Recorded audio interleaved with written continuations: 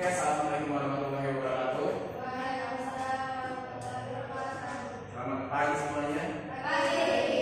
Apa kabar semuanya?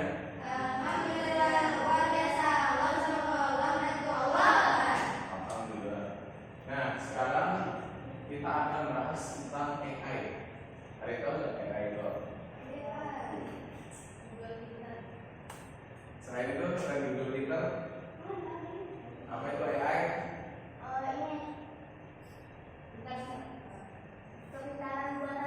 Ya, pembicaraan buatan yang itu tidak sami buatan. Nah, contoh dari AI di kehidupan sehari-hari itu, kalian tahu nggak? Apa? Bagi belajar. Ya, yang sekarang ini contoh AI yang kalian sering gunakan.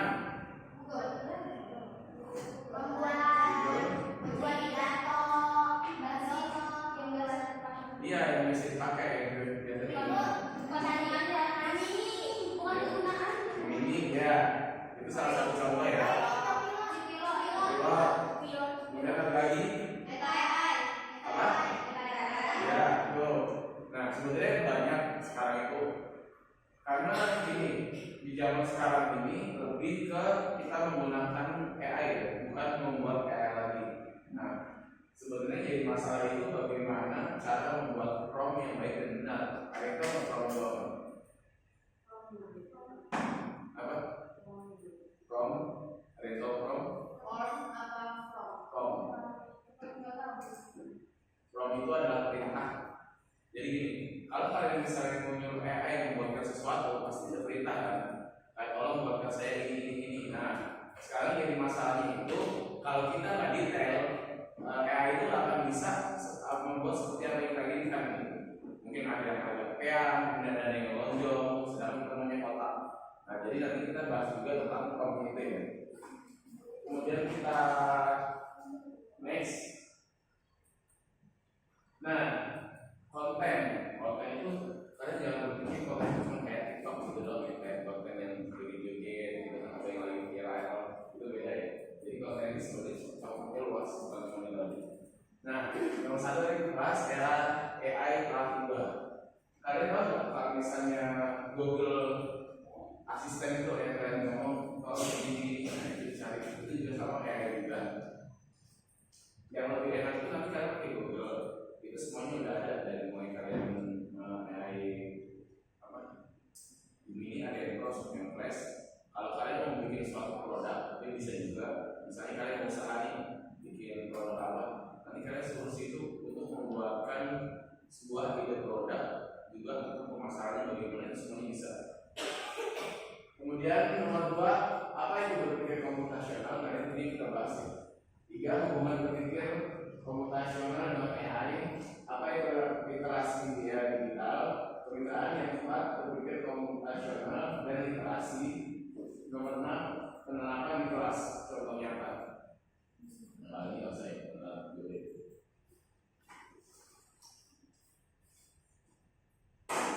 AI telah dibuat. Kita hidup di era di mana kecerdasan buatan bukan lagi fiksi ilmiah ya. Untuk zaman dulu mungkin kita bertanya-tanya AI itu apa? AI itu kecerdasan buatan terus gimana bikinnya? Kalau sekarang AI udah apa namanya? Menjadi hal yang lumrah gitu. Di web semuanya banyak ada. 1, asisten virtual di ponsel kita. Itu kalian jarang pakai ya kalau misalnya di Google. Biasanya dari Google kan ada asisten virtualnya. Kayak model, kalian tahu kalau misalnya di Google Assistant itu kalian bisa ngatur jadwal, kemudian mengikuti jadwalnya kalian kapan itu. Nah itu nanti bisa dihubungin antara Google Calendar sama atau Google di handphone kalian. Jadi nanti otomatis diingatkan setiap misalnya kalian bikin sebuah alarm gitu loh, semacam sebuah alarm atau bahasa Inggrisnya apa kalau mengingat itu? Ingat apa namanya bahasa Inggrisnya?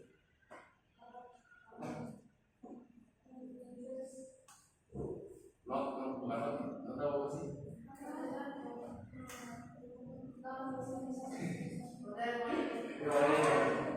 Apa? Alarm? Ini beda gitu. Kemudian algoritma rekomendasi di platform streaming ada chatbot yang membantu kita saat berbelanja online dan sistem navigasi di mobil kita. Nah ini kan masih sering pakai kalau misalnya, tetapi kan ini pernah pergi kemana-mana ya? Jangan kan masih belum boleh berkendara ya. Sistem navigasi apa yang bisa dipakai? Iya, itu navigasi itu apa? Iya, tunjuk arah. Ya bisa dipakai kira-kira apa? Kalian tahu? Ya, Google Map itu yang paling sering dipakai. Kemudian ada lagi namanya Mazid. Ya, Mazid juga sering dipakai. AI akan mengubah cara kita berpikir, bekerja, belajar, dan hidup. Oleh karena itu, memulai kita untuk mengkaji siswa. Ini buat siswa. Dan next. Apa itu berpikir komputasional? Kira-kira itu komputasional apa?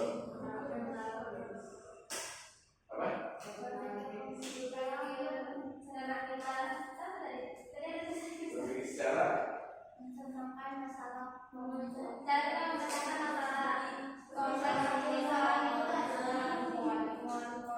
ya, seperti yang kalian di depan.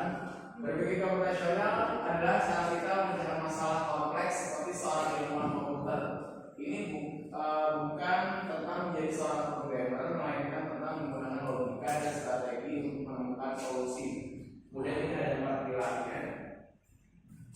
Kita akan coba satu bahas. Kita bahas yang pertama tentang dekomposisi, memecah masalah besar menjadi bagian-bagian yang lebih kecil dan mudah diolah. Nih, contohnya ini, kayak kalian kan, misalnya ini di ruangan di kelas, ada beberapa anak yang tidak membayar, contohnya itu biasanya kalau itu uang apa? Ya, uang kas. Nah itu kamu pertama datanya kalian kumpulin dulu semuanya. Biasanya kan menjadi banyak ya, satu ya. Nah kemudian kalian pecah. Siapa yang belum bayar selama seminggu, sampai sebulan, atau siapa yang belum bayar selama setahun. Nah itu kalian pecah lagi. Jadi nanti kalian semua ini masalah-masalah perorangan itu apa aja ya. Dan nanti bisa ditentukan kira-kira solusi yang tepat itu bagaimana. Jadi seperti itu ya.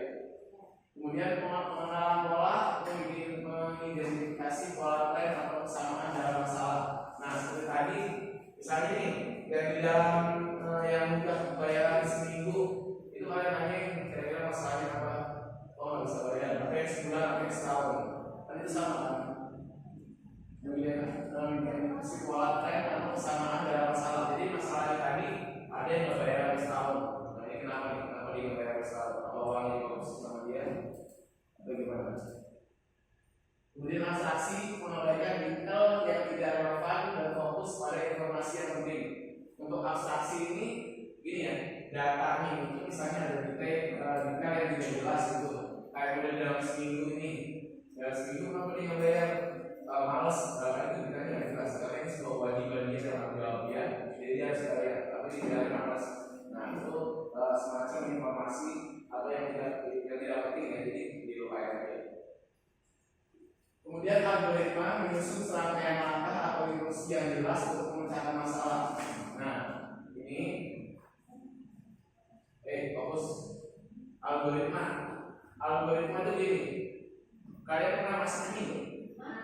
Masak mie, kan di belakang itu ada tuh. Ya, itu cara pembuatan tahapan-tahapannya. Itu bisa dikategorikan sebagai algoritma menyusun serangkaian langkah atau instruksi yang jelas untuk memecahkan masalah. Jadi gitu ya. Misalnya katanya masalahnya itu Indomie belum makan kan? Ini dimakan nih. Soalnya kan mesti masak. Nah, caranya gimana? Seperti tadi yang jelaskan. Jadi ada tahapan seperti ini. Itu yang dimaksud dengan apa? Ya, algoritma. Mungkin bahasnya sedikit asing dan kayak susah gitu ya. Padahal simple gitu. Hubungan berpikir komputasional dengan AI.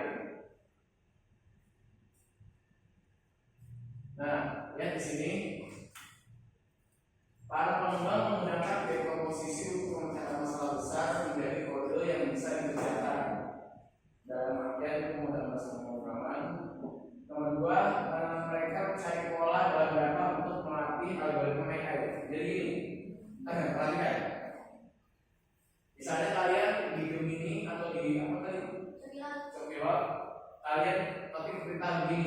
masuk tampilkan saya sebuah gambar kambing yang lucu gitu ya, kambing yang lucu. Otomatis nanti ada gambarnya tuh, ada gambarnya. Nah biasanya yang di maksud ini atraksi untuk membantu mereka langsung menilai sebagai tujuan utama.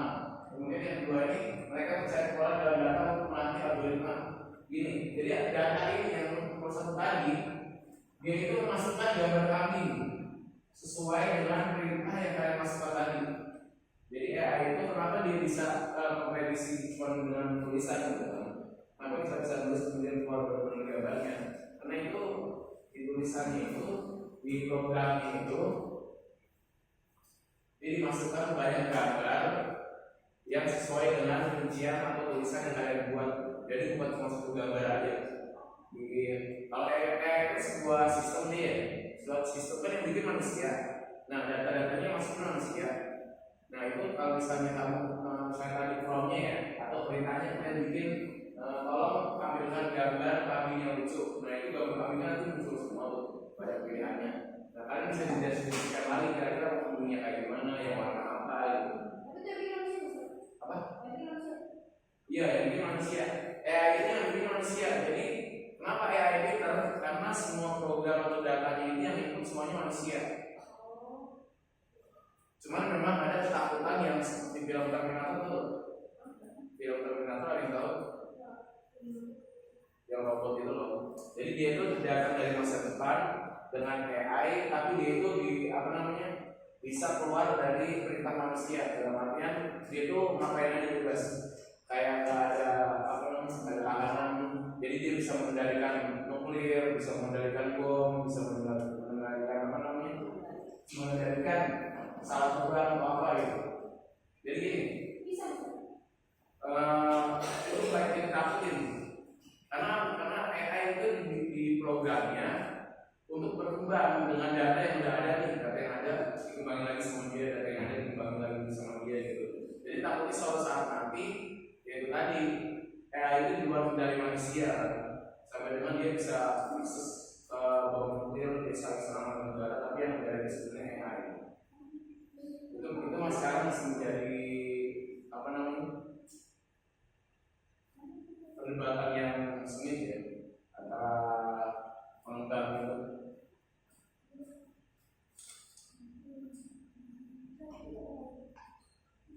Nah, apa itu literasi di era digital? Literasi membaca dan menulis kemampuan dasar untuk memahami dan menciptakan teks. Ini kalian udah berapa? Kemudian literasi digital, kemampuan menggunakan teknologi dan internet secara dengan aman dan efektif. Nah ini ya, dengan aman dan efektif itu baru ingat. Literasi informasi, kemampuan mengevaluasi dan menggunakan informasi dari berbagai sumber. Nah, lihat sumber di internet itu belum tentu benar. Jadi kalian harus cari lagi yang informasinya benar-benar bisa dipercaya. Jadi jangan misalnya ini, kalian melihat video misalnya kayak video penampakan atau apa gitu, terus kalian share lagi dan buat menyebarkan berita itu kan, ternyata masih telusuri sama pihak lain berita itu bohong gitu. Nah itu nanti kalian bisa dikenakan UU ITE. UU ITE itu undang-undang tentang penggunaan internet. Jadi kalau kalian menyebarkan informasi tadi kan, ternyata itu masuk berita hoax ya, karena kalian menyebarkan berita yang udah ada tapi kalian nggak tahu kebenaran kayak gimana gitu kan. Nah itu termasuk UU ITE. Nanti kita bahas itu banyak banget UU ITE. Literasi komputasi, pemahaman dasar tentang cara kerja teknologi dan AI. Kalau teknologi paling menggunakan gadget aja ya, dan AI itu paling nanti programnya aja. Lanjut ke pemerintahan yang kuat, berpikir komputasional dan literasi. Nanti kita akan mencoba permainan membuat program, tapi nanti ada webnya menggunakan AI.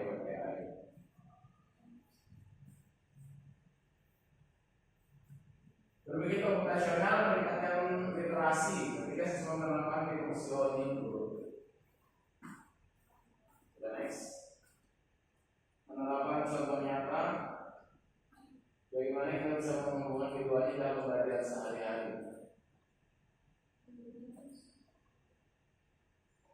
Nah, ini dalam bahasa Indonesia, sains dan matematika. Penerapan contoh nyata. pelajaran bahasa Indonesia. Kalian nyampe nggak di komposisi memecah struktur cerpen dari mulai orientasi, komunikasi, dan solusi? Udah belum? Sekarang belum bahasa Indonesia.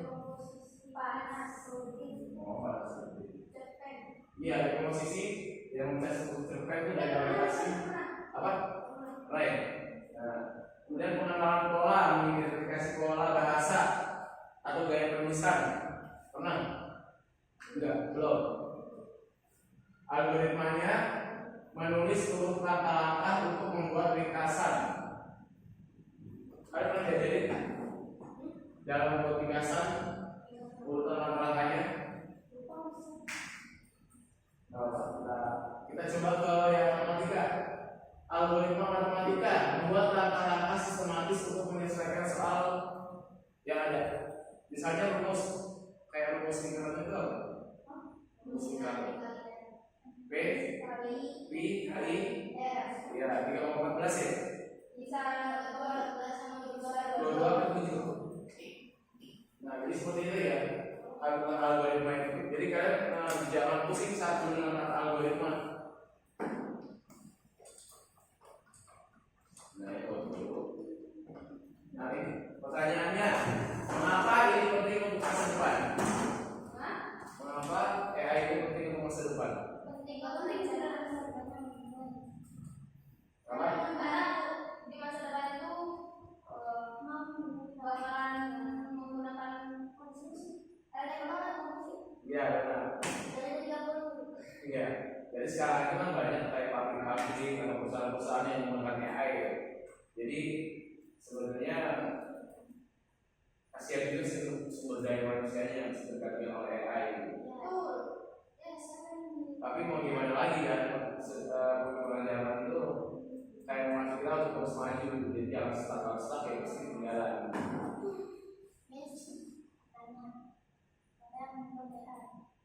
Nah, siapa yang membuat AI? Sebenarnya kalau ditanya itu udah lama, dari tahun 2010 itu udah jauh-jauh. Waktu saya kuliah itu udah ada tentang kecerdasan buatan. Itu saya kuliah itu di 2010-an ya benar. Nah, itu udah ada bahasan tentang itu, tapi untuk pengembangannya, untuk penerapannya sebenarnya Google yang paling pertama mungkin. Google Assistant kan tahu? Karena Google mencakup map juga ya, navigasi. Nah, dia kan dua-duanya. Sedangkan kalau kata saya sih mungkin yang yang paling dikenal dunia itu dari Google itu. Tapi kalau untuk yang lain, kita kan yang tahu juga dari negara-negara lain seperti apa gitu. Tapi biasanya itu dari negara kayak Amerika soalnya. Iya. Amerika. Ya, saya kan jangan penguasa teknologi terbesar. Amerika, tapi negara paling kaya itu negara paling kaya itu negara paling kaya itu Qatar ya. Karena nilai uangnya itu paling tinggi di seluruh dunia, bahkan nilai dolar. 1 dinar apa ya? Bukan, saya lupa. Coba deh cari mata uang paling tinggi di dunia nilai. Mana Amerika soal?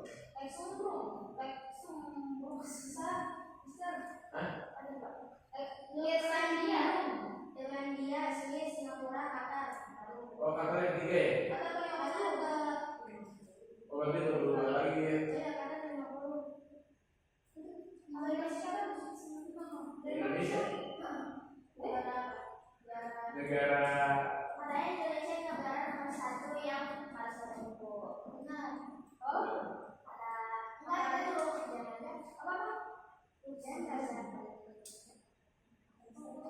Nah, dengan mengintegrasikan berbagai komputasional dan literasi, kita tidak hanya mengajarkan soal itu saja. Kita langsung ke ini. Kira-kira yang mau tanya? Kita akan coba langsung permainan di AI. Ada yang mau tanya? Ada yang mau tanya? Oke, kita next. Buka PC-nya. PC itu apa? Isi komputer. Ini bisa gimana? Bukan bisa. Terus buka gini. Buka Google. Kenapa nih? Kita akan mencoba membuat pictoblocks.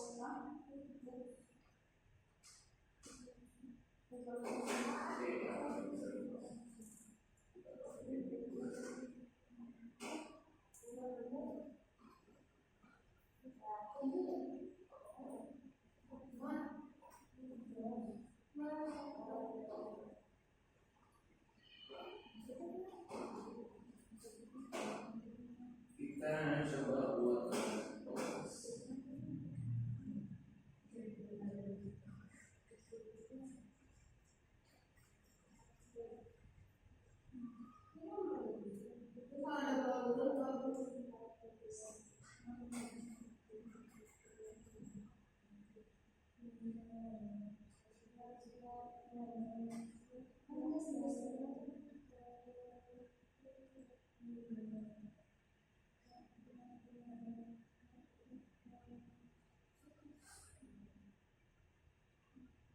Pictoblocks AI. Bukan pictoblocks AI ya.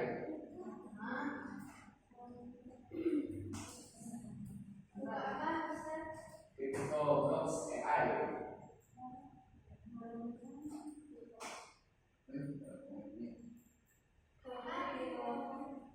Pictoblocks AI.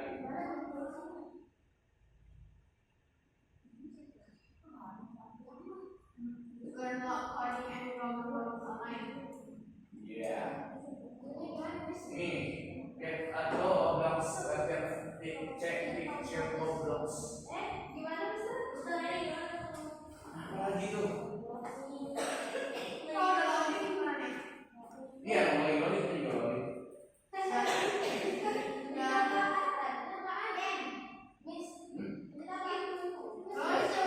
Pictoblocks. Loh, ini apa ini? Saya nggak tahu ini apa. Enggak, bukan ya? Emang ya? Oh iya, ini beda soalnya. Ya pictoblocks ya.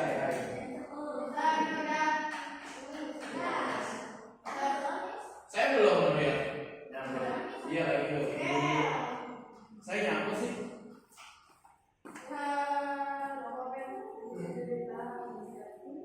Dalam desainnya apa?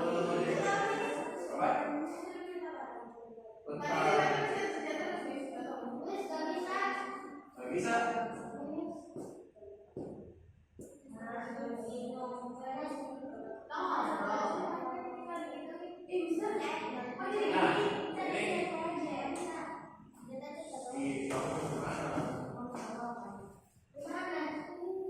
Nah, ini nah, kalian gini ya, dengerin. Kalian kalau mau bikin presentasi pun itu bisa menggunakan AI ya. Nih, kemarin saya cuma masukin tulisan doang, namanya dibuatin. Tapi sebenarnya kita bisa tambahin ini dari mulai gambar-gambar atau model apa namanya, model slide-nya itu bisa kita tambahkan. Terus karena saya mau simpel ya udah di aja sudah.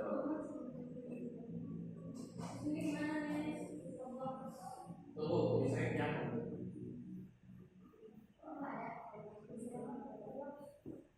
Ya betul, nggak kayak kenapa nyambung ada.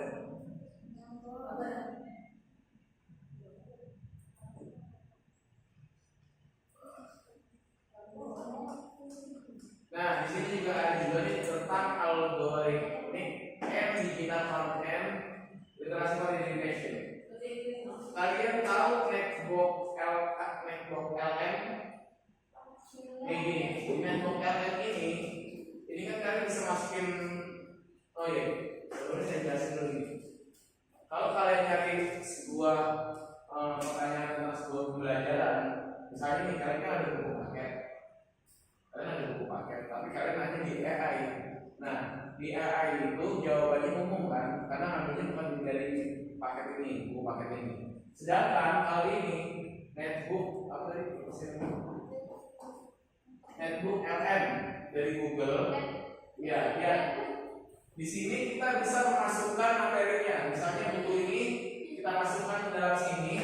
Nah, kemudian kita nanya nih, kira-kira, nah nanti jawabannya itu dari rekomendasi buku ini, bukan dari umum atau dari luar sana. Kalau AI itu kebanyakan ngambil rekomendasinya dari banyak berbagai sumber di luar ya, jelas.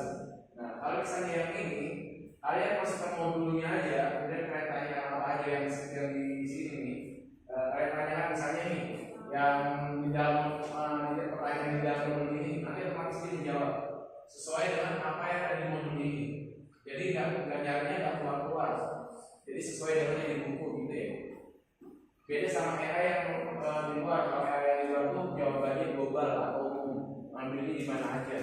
Jadi kalau yang ini lebih fokus, itu doang bedanya. Dan juga apa? Pelajaran.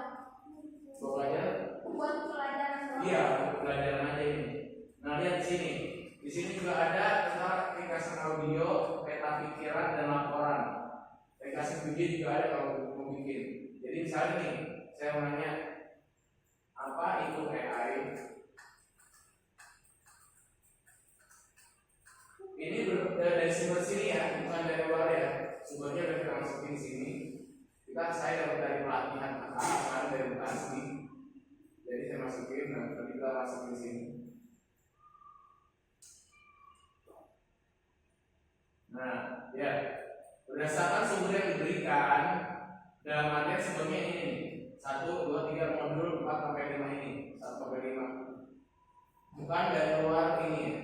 Biasanya kalau AI itu kebanyakan dari luar sana modulnya, dan itu nggak jelas kan sumbernya berapa enggak. Sedangkan yang ini sumbernya tetap percaya karena kita yang masukin sumbernya. Nah, kemudian setelah jelasin bla bla bla bla, nah itu lebih eksplisit dan lebih detail kan. Nah, di sini nanti kita bisa bikin kayak model dikasih audionya. Coba dong buatin audionya tentang yang ini. Tapi emang butuh waktu ya karena teksnya ini kan agak panjang.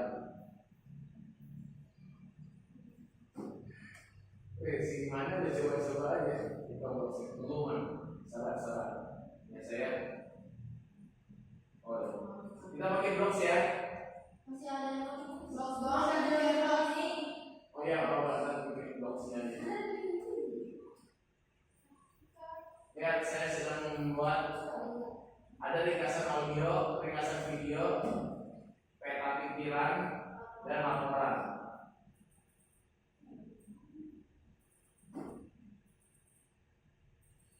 Masih nyangkut? Kalau yang masih nyangkut di-refresh aja nggak di-refresh?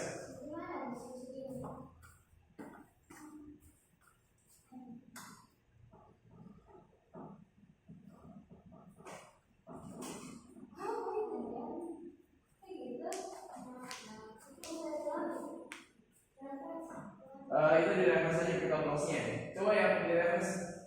Tahan, di-refresh dulu.